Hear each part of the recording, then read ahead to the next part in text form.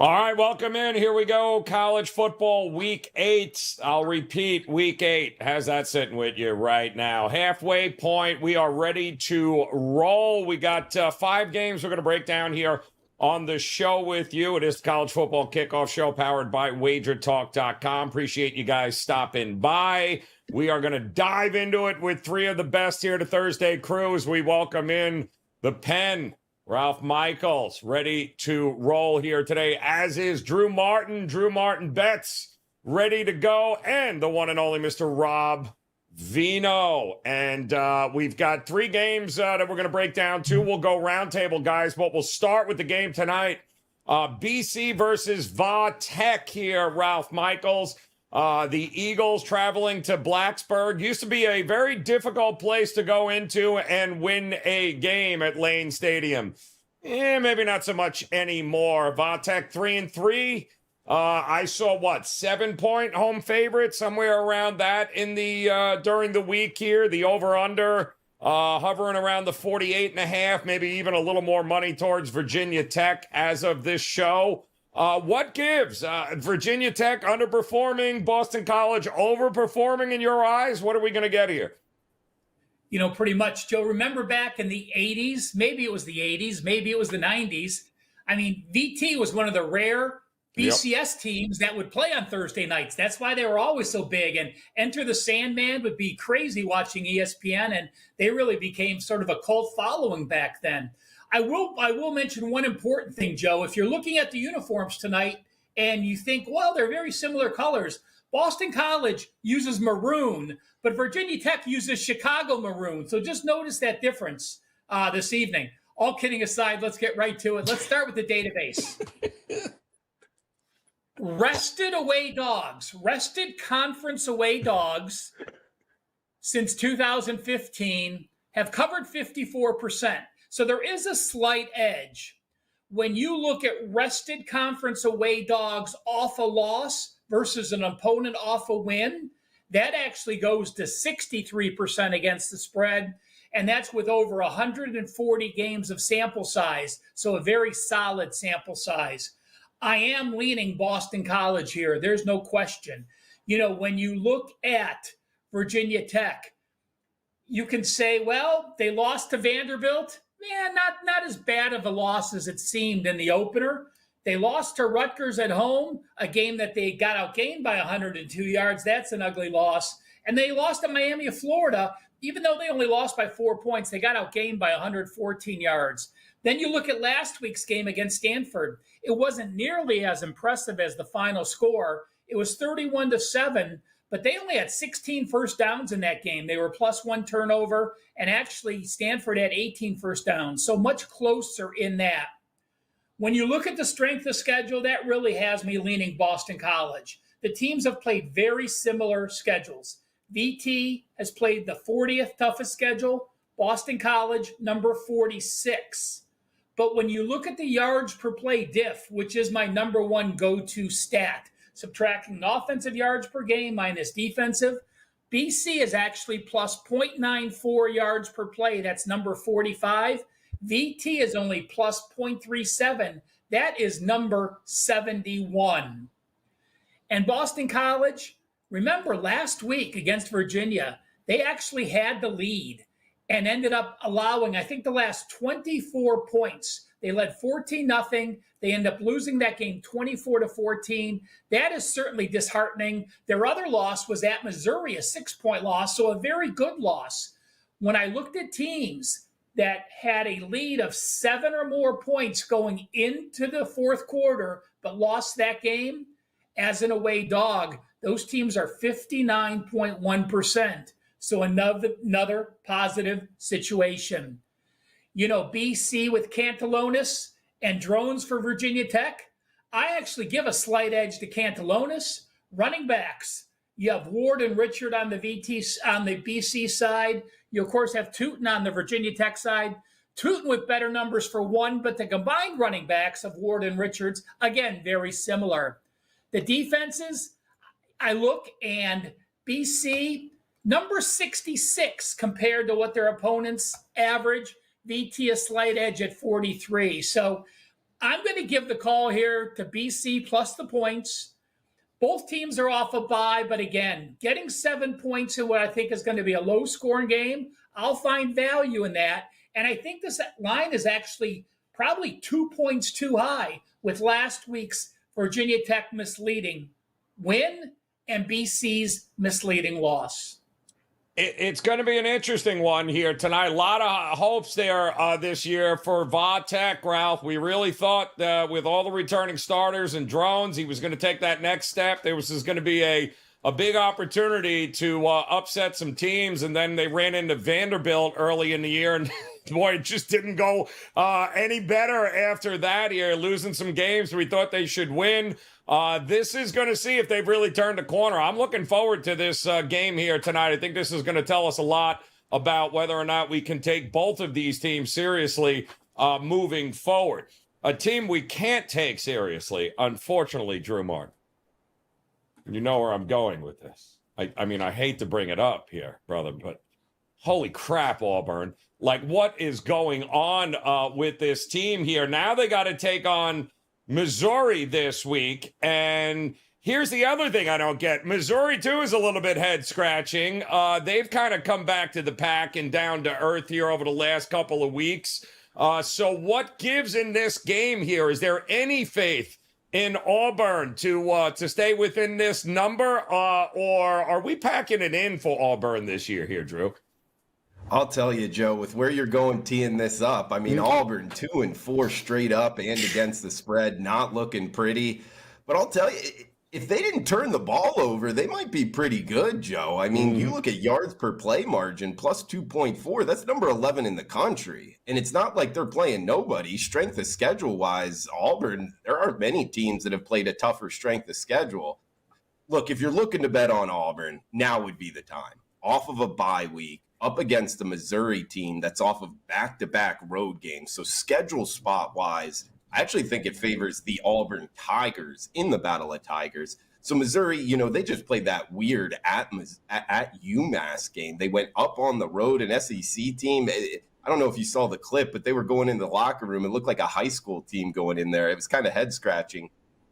I actually think their quarterback, Brady Cook, is a really good player. He just might be injured. I mean, he looked good against UMass. The offense moved the ball against UMass. Are they going to be able to do that against Auburn? I have my question marks here, Joe. I really do. We've seen Auburn take money.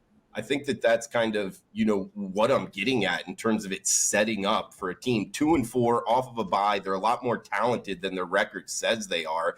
And if they don't turn the ball over, they could win some games here. In Missouri, when you look at kind of their schedule, it's pretty much the exact opposite for SEC teams. I mean, it was a competitive game against Boston College, against Vanderbilt. Vanderbilt took them to overtime. Texas A&M blew them out.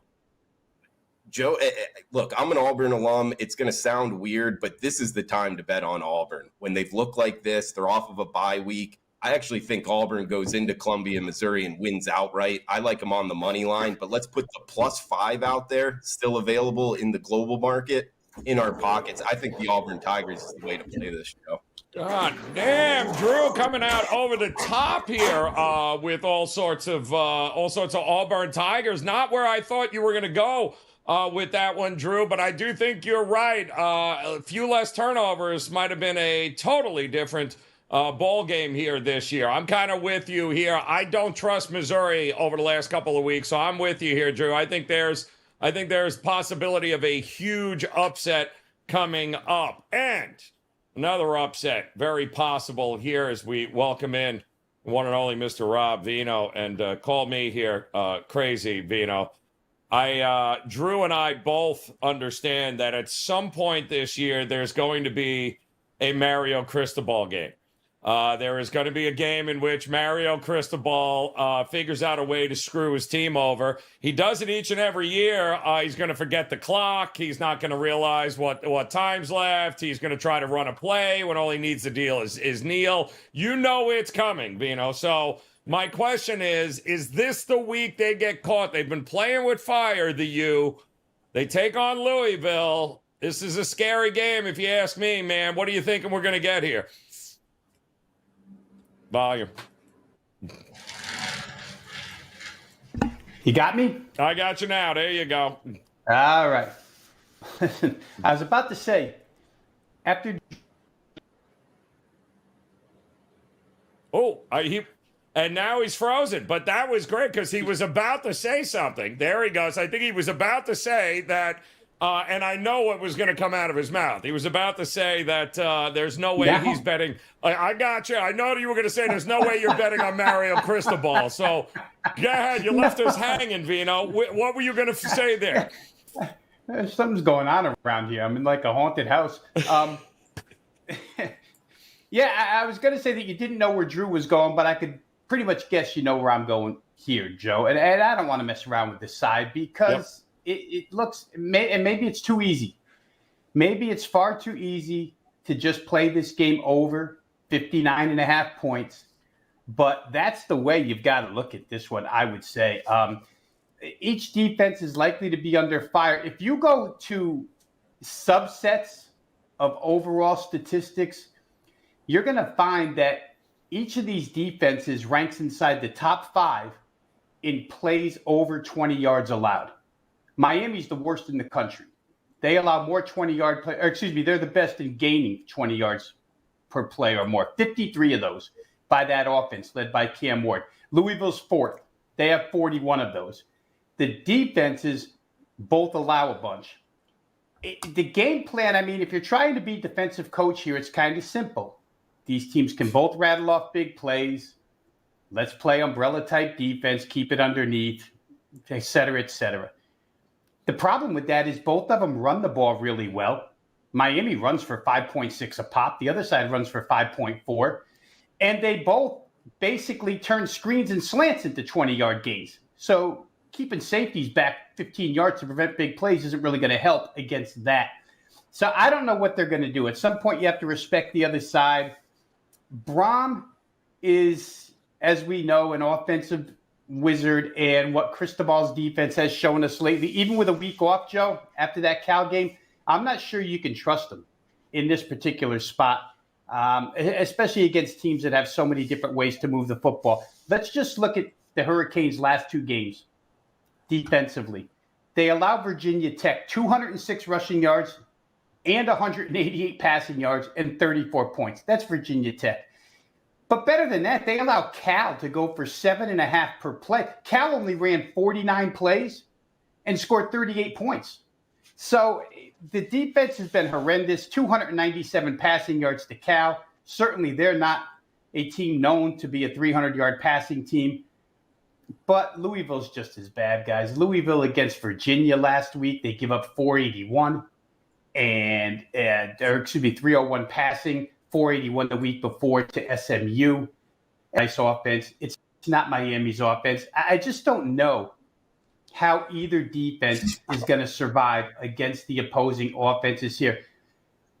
The last thing I'll say about Louisville's offense is they did gain near 400 yards against Notre Dame.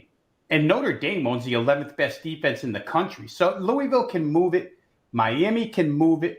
Miami's played 5 consecutive games where the total landed 62 or higher. Every game they played landed 58 or higher. And some of those games they played with the opposition not helping at all. I mean, 6, 9, 10.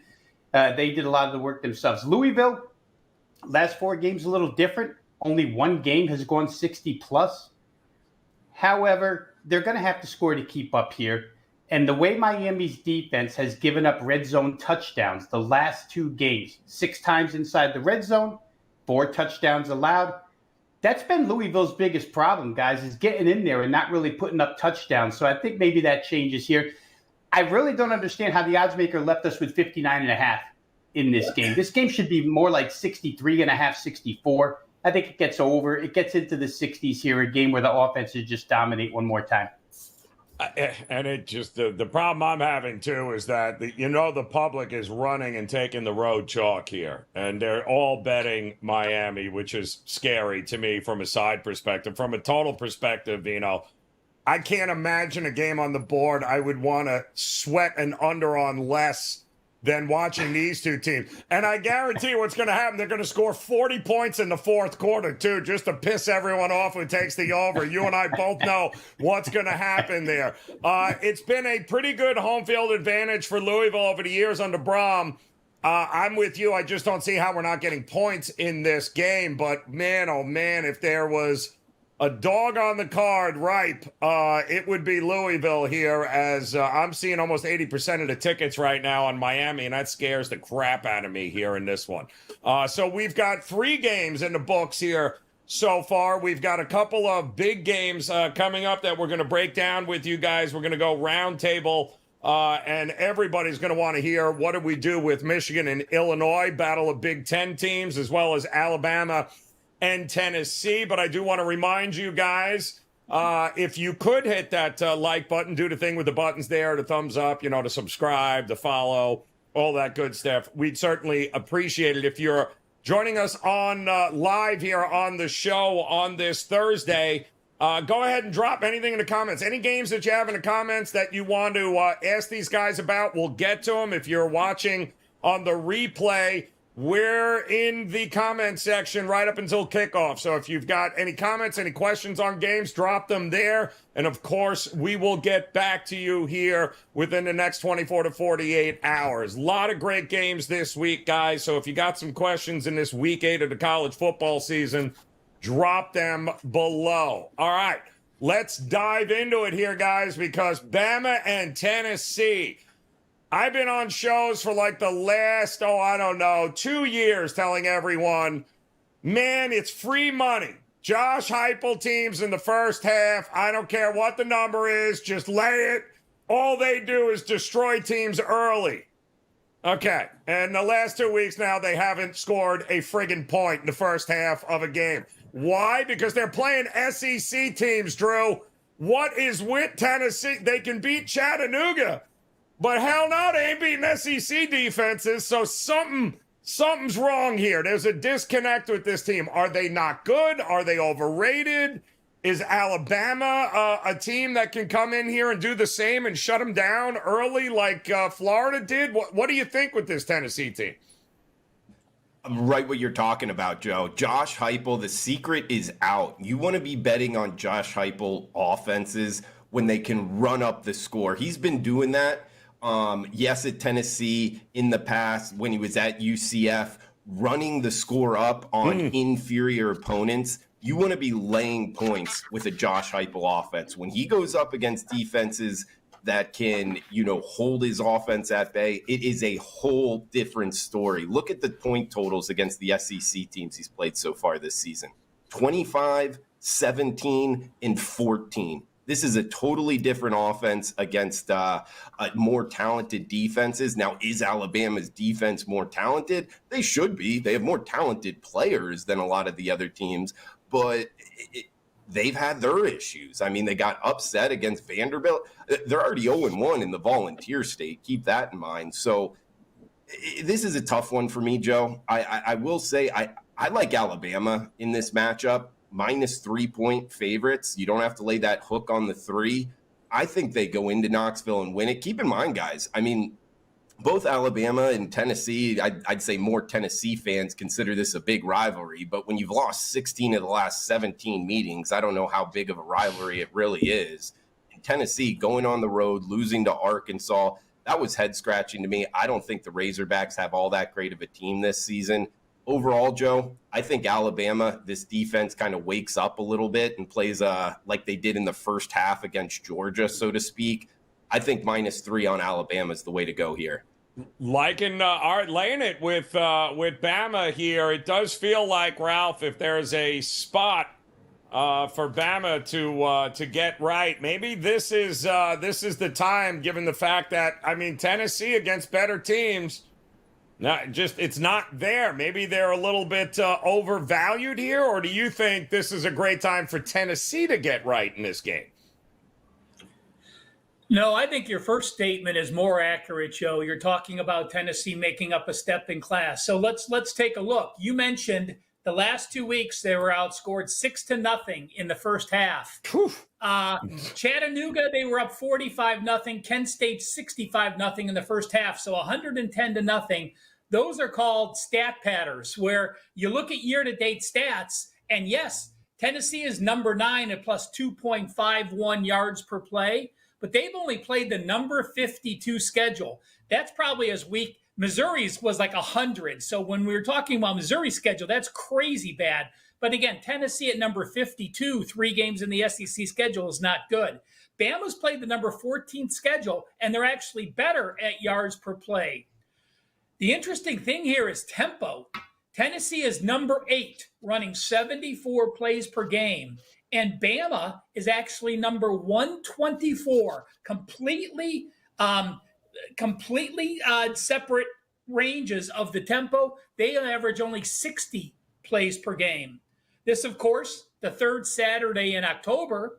And you look at Kalen DeBoer, he is actually 10-1 straight up and 9-2 ATS versus ranked teams. And I went to the database. This one actually leans Tennessee. But just to let you guys know this info, when you have 2 AP top 12 teams, since 2021, the home team is 20-12, 62.5%. And I went back to 2016, a top 12 home dog versus another AP top 12 team. They've gone 20-14, 59% against the spread. But let me put it in perspective how poorly these two have played the last 2 weeks. You look at Bama's last 2 games. They, of course, played Vanderbilt and South Carolina. You look at Tennessee's last 2 games, at Arkansas where they lost and home against Florida where they could have lost. Combined in those 4 games, these 2 teams were a favorite of 74 points. 2 teams, 2 games, 74 points. Collectively, these 2 teams got outscored by 2 points per game. That is just damn ugly in the SEC when you're looking at 2 teams. I give a slight edge to Alabama. I'll agree with Drew there. And I'm going to stick with what you pointed out, Joe. Tennessee has really struggled in the first half. Bama wants to play slow. I do like under first half in this game to go along with the opinion on the Crimson Tide. All right, leaning Crimson Tide. I mean, Veno, it is quite both things can be true, right? Both these teams could be not even close to what we thought they were, right? That could, as Dennis Green said, right? Both his team is not what we thought it was going to be. And Alabama and Tennessee could very well be fitting into this category. I do happen to like Tennessee's defense. I think that's a real defense. I just don't know. Is there any way we're sweating out an over in this game? Do we trust the offenses more than the defenses here, Veno? Well, it's hard because you have strength on strength here, right? We can't find strength versus weakness in this. That's a problem. So it makes it difficult to get up in points. So if you just look at Alabama's offense solely, you would say, yeah, Alabama's a great scoring machine. They can score. If you look at Alabama's defense, you say, yeah, they're giving up points. They'll allow them. But then the opposite can be said of Tennessee. Offense isn't scoring. Defense prevents points. It's a tough matchup here, Joe. I mean, I think the biggest problem with Tennessee right now from the offensive standpoint is not really the run game. The run game's pretty good. But they don't throw the ball at all. And for a Josh Heupel offense to not be able to throw the ball, and with all the hype that was surrounding, now let's get this right. Nico Iamaleava. I can't say it 5 times fast, but I could say it once or twice slow. That quarterback play has been terrible, Joe. It's the last 3 games, Oklahoma, Arkansas, and Florida. And again, Alabama's not playing good defense, but Florida and Arkansas are not a who's who of defensive football. All right. 58.6% completions, 61.5% completions, no touchdowns the last 2 weeks, 1 interception. That's not Josh Heupel offense. So, you get this Alabama team who has been giving up yards and points in bushels. Last week against South Carolina, they hold on for dear life against Lenora Sellers, who really is not an accurate quarterback, but yet South Carolina marches for 374 yards. We saw Diego Pavia, 418 yards. Georgia, who hasn't done a thing offensively all season long, 519 yards. It's such a contradiction where total is concerned, and even side. If I was going to play and I didn't play this game, I would prefer to take the home defense with Tennessee and think that at some point in time they can make a play through the air. If the game does go slow, pace-wise, which is another thing we should bring up here. Generally, Josh Heupel's team is like top 10 in seconds per snap. This year, they barely make it inside the top 25. So they've slowed down a little bit. And again, I think the quarterback just isn't playing well at this point in time. So if it slows down a little bit, maybe, that's helpful to Tennessee. I think in the long run, total's tough. I know it's been bet up a little bit, but when you get into those really high 50s, those key numbers, games fall on those things every single week. They'll break your heart. So I don't think I'd get involved there. Maybe home dog and their defense in this game, Tennessee, even though a lot of money's pushed towards Bama. Yeah, I mean, 4-12 against the number in the last 16 as an underdog. That's Tennessee and Josh Heupel. In the meantime, you got Alabama now 14-5-1 against the number head-to-head against Tennessee here in the last 20 times that they have met. I don't see this being like the Hendon Hooker game where, they lit him up for 52 points. That ain't happening, and I'm with you, Veno. Komasayama, what'd you say his name was? That guy. I don't think Josh Heupel trusts him. I think that's what it's come down to, and I think that's what you're starting to see because it doesn't look anything like a Josh Heupel run offense lately. So I think there's some trust issues with the young quarterback in that one.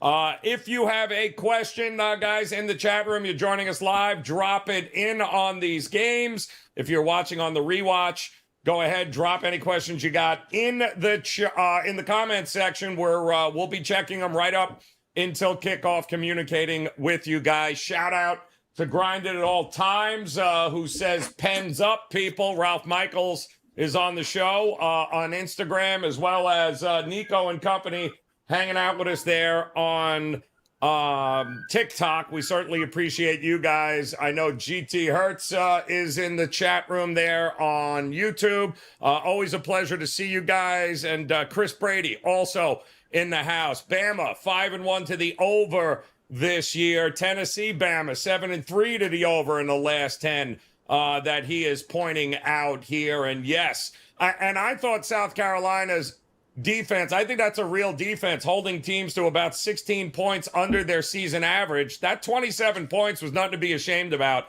against South Carolina there. So it'll be interesting to see what they can do against this Tennessee defense at home. All right, we're unsure of points in that game.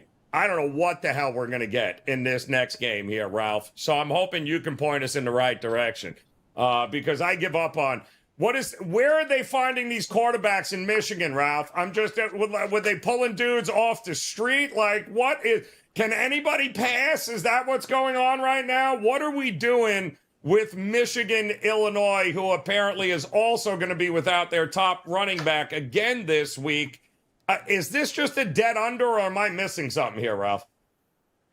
No, the total's low for a reason, Joe. Yeah. Well, let's see. I think maybe they could go to Cass High School and find a better quarterback. Let's see. Warren, a 6.2 yards per attempt. Orgy, 53% completions, a 3.4 yards per attempt and 43 passes.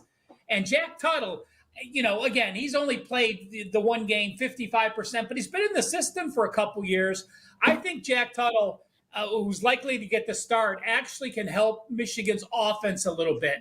You look at the Washington game, and putting up 287 yards on the road is not good. But that's what happens when you play Fresno State. They did play a couple tough teams at home against Texas and USC and Minnesota, but when your first 5 games are at home and then you have to go to road for Washington, it makes a difference. Now, again, you have another road game.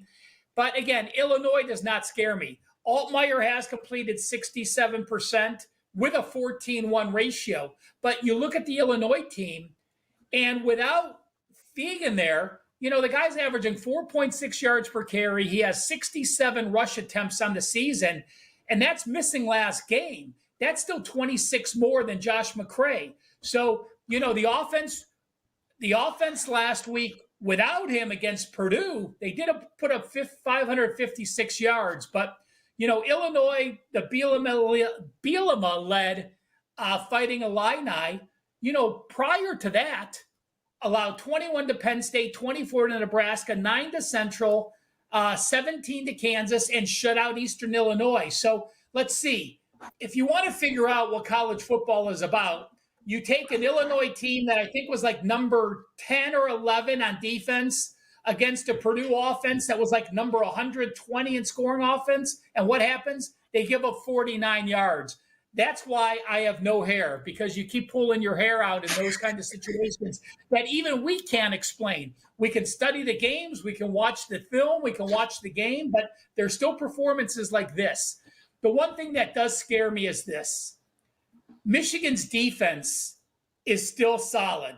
They have 17 sacks. That is top 20 in the FBS this year. Illinois' O-line, they've given up 19 sacks, guys. That is number 122. And the last 2 weeks against Penn State and Purdue, they've given up 12 sacks. So if you take away your best running back and your offensive line can't pass block, now you're forced to throw the ball against a very good rush defense. I'm going to say this. I have more confidence in Michigan's D and lack of confidence in Illinois' offense that I will actually go on record here and take Illinois under team total. So, if you take the full game total, some of them don't have them yet. I think they're up at DraftKings and FanDuel. But just again, team totals 95% of the time. You take the team total, you take the full game total, you subtract out the spread, you divide it by 2, and you add in that spread to the favorite. That is where you're going to be about the team total. But I think Michigan off the loss is a more motivated team than Illinois off a fortunate win where they lost a big lead and then came back to win by 1. It's a tough spot here, Ralph. I am with you here. We're trying to figure out what's going on with these two teams here. Patrick Keeley in the house, Uber Transport. Also, you guys have some questions on YouTube Shorts. Hang in there. We'll get to them. Also, some of the other questions coming in here on Instagram and TikTok. We'll get to those two in a minute as Drew, help me out in this game here. Michigan versus Illinois. If it was the last, 3 to 4 years, I think I'd have a pretty good idea what to expect from Michigan. I have no idea what to expect from Michigan here. I don't really have any idea either with what we're going to get from Illinois and Brett Bielema, except maybe a choke job. So how do you approach this game this weekend? Sure, Joe. I mean, I think this is a fascinating matchup here in Champaign. And you bring up Brett Bielema and his team 5-1. You look at the record, but however, you got to keep in mind 2 of those wins were in overtime. So they're a couple bounces away from being a 500 team. And if they had 3-3 next to their name, I think you'd have to be laying some more points than just 3.5 here with Michigan. I mean, this is an Illinois team that was competitive against Purdue, had to go to overtime, and Purdue had a backup quarterback in that game. So how good is Illinois? I have my questions here, and I have my questions about their offensive line being able to stand up to Michigan's defensive front. So when you start talking about, defensive line pressure from Michigan really be on your side of the bet, I like the Wolverines here, Joe. I really do. Plus the fact, look at this spot. They're off of their bye week with making the change at the quarterback position in their last game. A tough trip out to Seattle. Other than that loss, I mean, this is a Michigan team that's won 24 straight, in conference. And Jack Tuttle, he's a guy, he's 25 years old. I mean, a redshirt senior here with the whole COVID issues. He was, the San Diego player of the year in high school. He's bounced around a little bit, Utah, and now finds himself here at Michigan, and he is a guy that can throw the ball down the field. He's like an honor roll guy. Like, I don't think he's going to make big mistakes. And when you get that change, it's a sports better. That's something you got to pay attention to. And I actually think this is going to be a boost for the Michigan offense here. I mean, Orji just couldn't throw the ball down the field. This is a different looking offense, at least in the short sample that we have so far with Tuttle at the QB position. So all of that, change. Michigan, I think, is more talented, particularly in the trenches. I think Michigan's the side here, Joe. I really do. And it's -3 and a hook. If you look at the WagerTalk live odds screen, at pretty much all the books, but there is one global book out there that's still hanging a -3 with a little bit of juice. Guys, I'd go get that as soon as possible. Lay it with the Wolverines. And if you give me the best number, Joe, -3 is still available. All right, -3. Yep, I'm seeing it as well. Still available there. And Rob Veno, and by the way, shout out to G. Hurt. Apparently he thinks I would be the third string quarterback in Michigan today if I actually showed up at practice. And that's a fair assessment, G. Hurt. I'm not going to lie to you. That's because nobody else can throw the ball there. Absolutely at Michigan, which is kind of laughable. But Veno, could it have been that maybe Bielema's Illinois team looking past Purdue last week a little bit to this game? Because if you look at the remaining schedule, I think they have Oregon next week. And then the rest of the way, they're very winnable games, which could put them in the bottom half of the playoff spot here in one of, a 9, 10, 11, 12, somewhere in that ballpark there. So, but they got to win this game, don't they? I mean, this is the game they got to win. If they lose to Oregon and then run the table, they're very much in the playoffs. Can they win this game, though, in your opinion?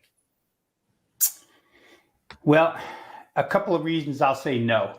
I tend to agree with what Ralph said and with what Drew said, and I'll even pile on and add more to the pro-Michigan side, anti-Illinois side. First thing I looked at was strength of schedule. Michigan's been tested.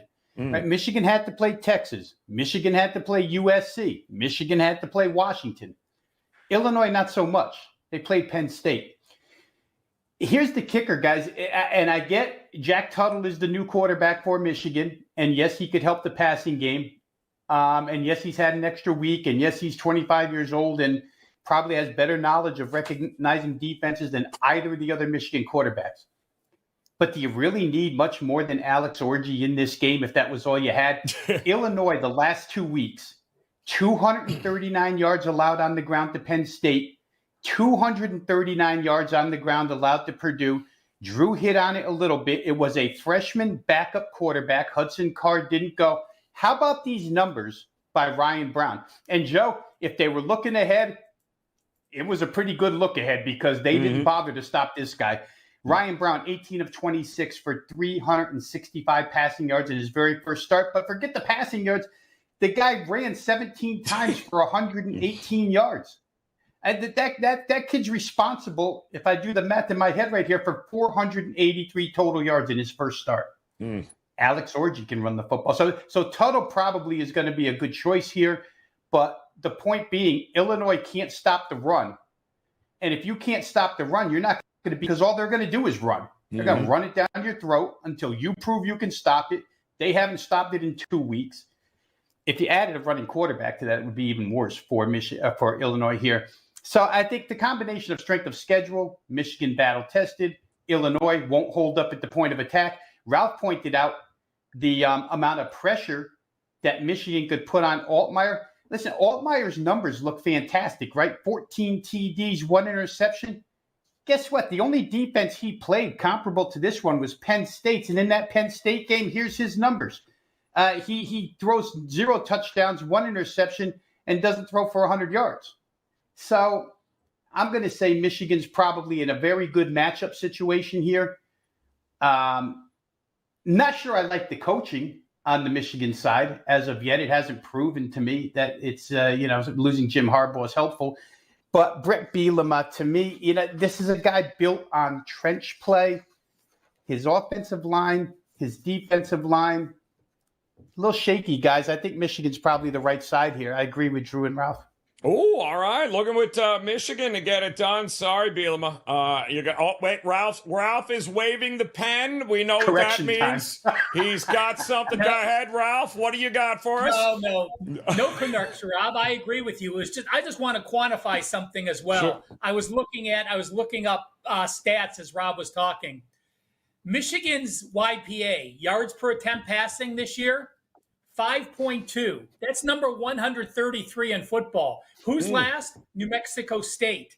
In the last 4 years, this is the second lowest YPA number anyone has had. The only team worse in the last 4 years was last year's Iowa team, and we know how solid that offense was. So that just puts it in perspective how bad the Michigan pass offense has been. Yeah, it's not been good at all, and we'll see if it gets any better here with a change at quarterback.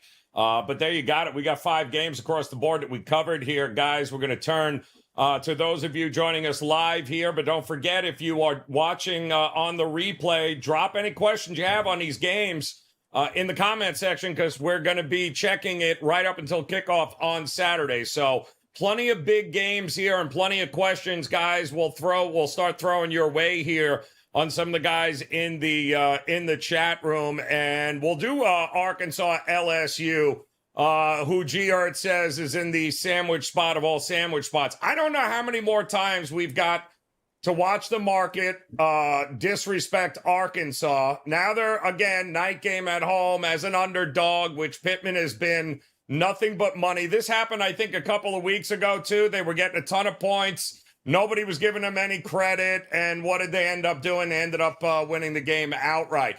I don't know what it is, Drew, with the market not liking Arkansas, but it's kind of hard not to like them, because I just don't think LSU is that good. I'm sorry. I thought they were fortunate enough that Ole Miss shot themselves in the foot on a number of occasions, but they were outplayed in that game last week at home. And I think they're going to be outplayed by Arkansas in this one here. What do you think?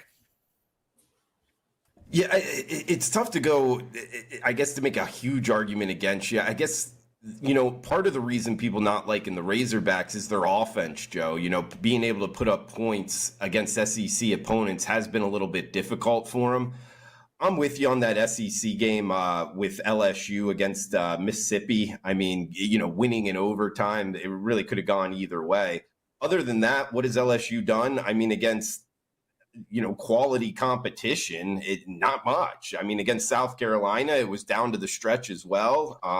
And then at USC, we all remember that game, week 1, not looking too strong. So it really all of their offensive production is against lesser competition. And we've seen this Arkansas defense play pretty well. So it is a tough one for LSU. Going on the road, we've seen Arkansas play well in Fayetteville at night. This is a tough matchup for the Bayou Bengals here. It's not one I'll likely be involved with, though, Joe. Yeah, it is a tough one because I still don't like LSU's defense. And by the way, they got that game to overtime on a 4th and 6, and then a touchdown pass to tie it with little time left on it. So I do think Arkansas with a week to prepare is very dangerous as a dog at home. I like this spot for them. I can tell you there was another question coming in, I believe, on Uber. Was it Patrick Keatley in YouTube Shorts? And I'll ask you here, Veno. Indiana has been a cash cow this year. Absolute cash cow if you've been backing them. But the problem is, so is Nebraska, who has also pretty much been a pretty good covering machine here. I think there's a big difference in quarterbacks in this game. I think there is both teams coming off a bye.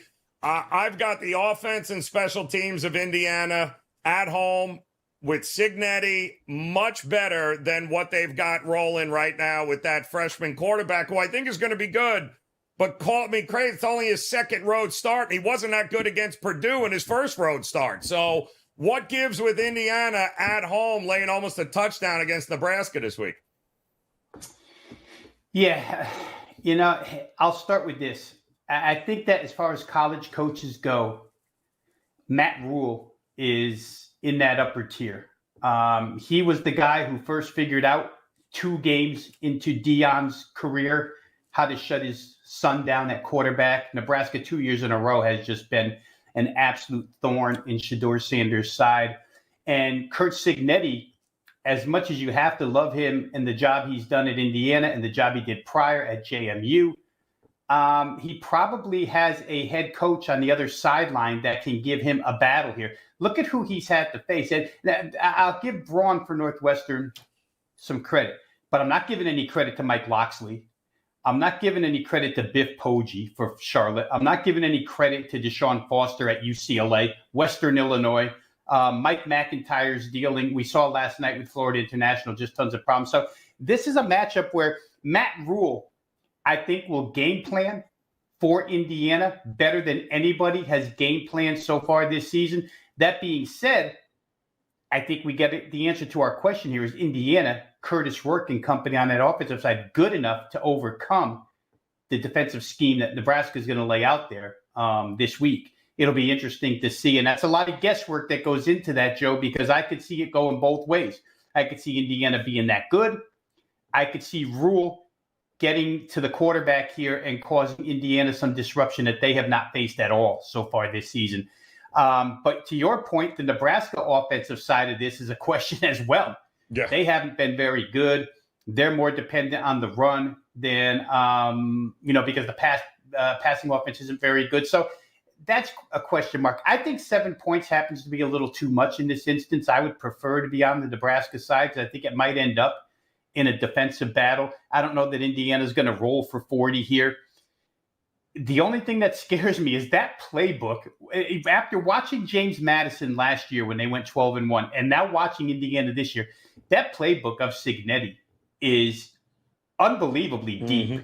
And maybe Rule just can't game plan for anything. But that being said, I think I would choose to take the points with Nebraska. Well, I just don't. What's the point of having a 50-year-old quarterback in college here if you can't rely on him to handle the blitz? Like, I don't, you know what I mean? What's the point there, Veno? Ralph, we do have a question coming in. Uber Transport is asking, we just saw, and I believe G. Hurt and Company in the chat room saw it earlier when the show started, a big move against Oregon, Purdue. This is almost up to 30 points now. Oregon laying 30 on the road against Purdue. So that game opened up 24.5-25, Ralph. It's now up to almost 30. The total's also being pushed up.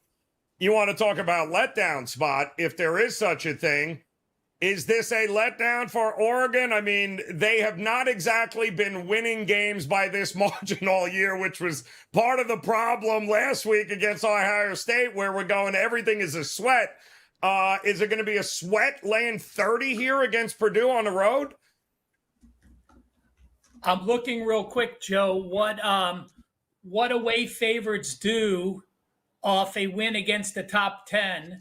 Ooh. And quite simply, an away favorite off a win against the top 10 has gone 48.6% against the spread. That goes all the way back to 2000. Wow. And if you just give me 1 second, I'm going to look to see a much more recent pattern. 1, 2, 2, 3, 2, 2, 2, 2, 2, 2. All right.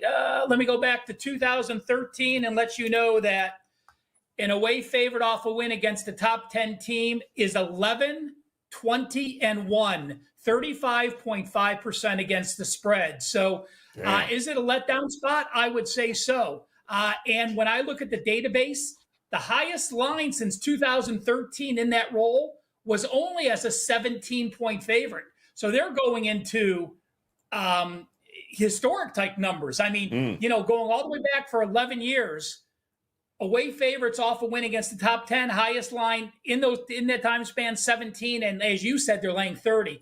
To me, there's no way I would bet Oregon in this role. If you like Oregon, I would think about first quarter or first half. But I think clearly this is a game that they pull the dogs off. Yes, they have Illinois at home the next week, but that is a legitimate defense. So obviously you didn't hide anything. Whatever you could show against Ohio State, you did. But you have that Illinois game with a good defense on deck. So if there's anything else you have hidden, it would be that. So no way I'd go with Oregon. I'm not going to get the Purdue side. If I did have interest in Oregon, I'd look at first quarter or first half.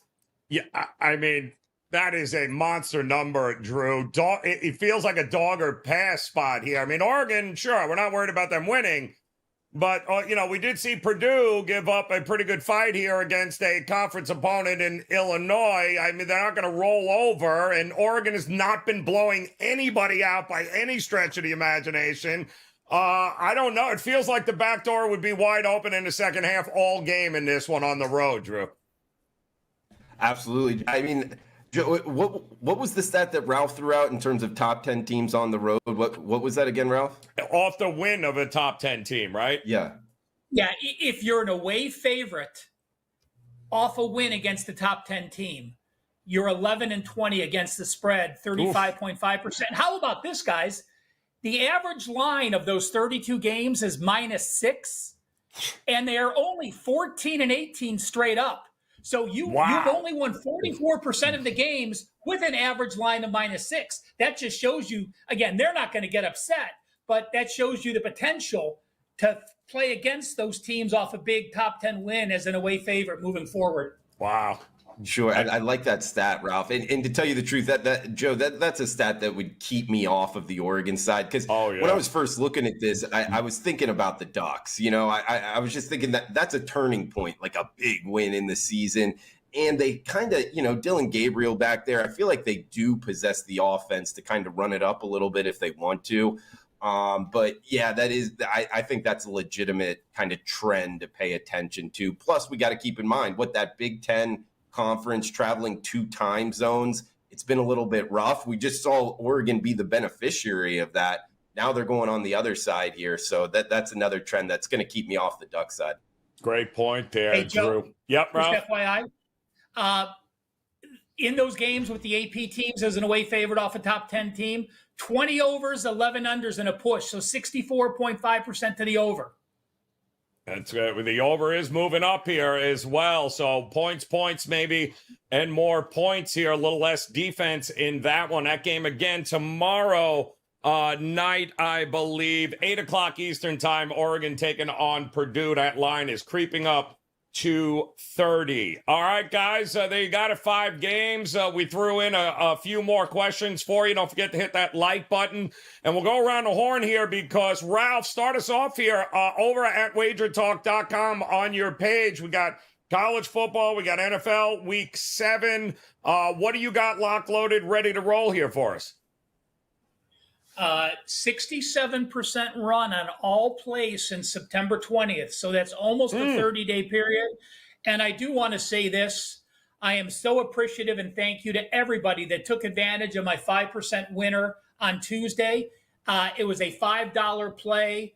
An incredible number of you got it. And again, thank you. And guys, if you're new to Wager Talk, make sure, set your alarm on your phone. Tuesday at noon Eastern, make sure you head to Wager Talk. As each and every Tuesday now, every capper is allowed to load a $5 package. Check out Wager Talk. Again, check my card out now, but make sure you check out WagerTalk.com each and every Tuesday. Shedrick Bryant joining us in the chat room, in full agreement with you, Rob Veno. Miami and the total over against Louisville. That was exactly your feelings on that game when we broke it down earlier. I will correct me if I'm wrong here, Vino. I'm willing to go out on a limb. Is there a WNBA play, possibly in a closeout game, locked and loaded for you after Ionescu hits a Steph Curry 3 from section 303 to give the Liberty the lead last night? Is there a one final WNBA play locked and loaded for you this week? You know what? There could be, Joe. It's not there yet. But last night, as somebody who avoided, the landmine of laying 3.5 by playing money line with the Liberty, they win by 3. So we got the win rather than crying about losing by half a point in that one. So it was a good, we'll take Sabrina and that, 35-footer every time, whatever it was. But what is loaded is tonight's Thursday night football. Up and available. It's been up for a couple of days. Saw something there early in the week that I liked. And also tonight's Major League Baseball action. We got 2 games in play. I do have one of them up right now. It's been a good run the last 7 days, guys, plus 24.7 units over the course of the last 7 days, all sports. So seeing it pretty well right now. A couple of plays up there tonight. All right. And Drew, speaking of baseball, your Daily Diamond, You are no doubt still plenty to be decided in Major League Baseball here. We still got to get to the World Series. You've been on it all year, so you're going to have a couple of plays tonight for us heading into the weekend series here?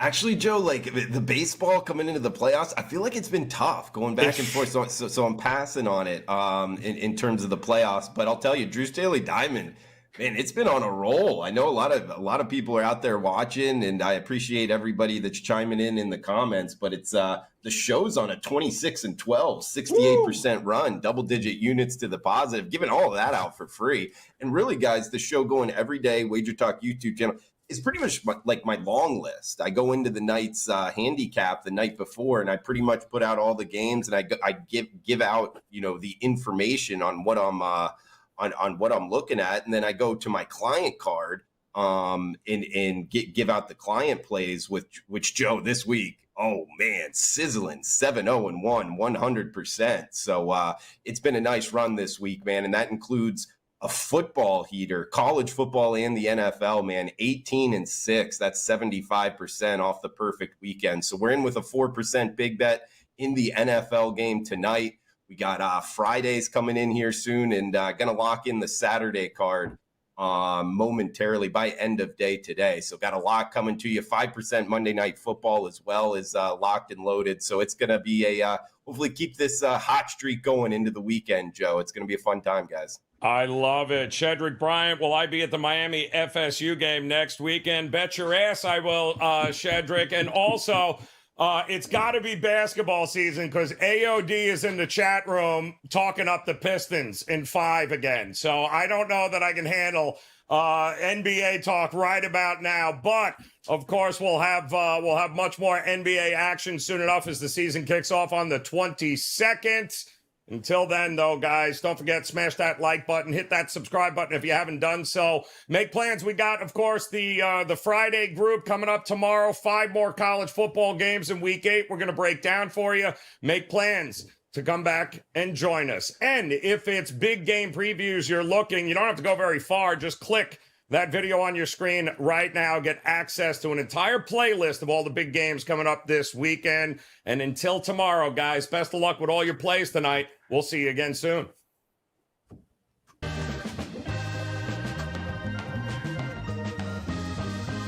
All right. Boom.